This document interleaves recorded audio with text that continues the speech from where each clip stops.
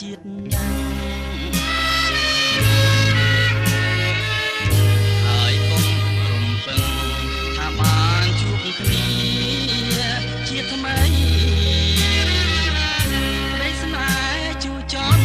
អត់មានរស្មីលៀបថ្មលេបគ្រួងរួមដូចអាងវិជ័យរំលួថ្ងៃដែលផ្សាយសងខា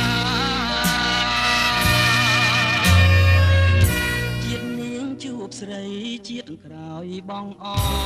ង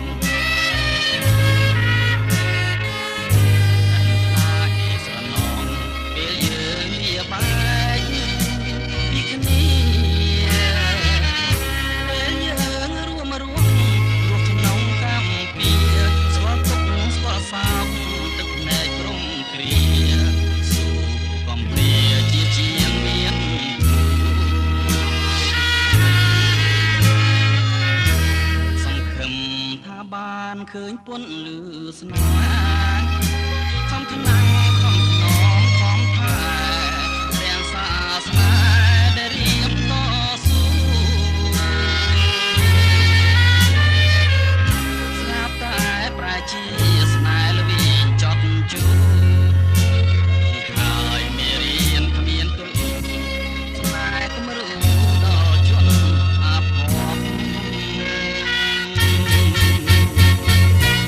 បើស្លាប់ល្អជាងទ្រាំរស់ក្នុងទុក្ខ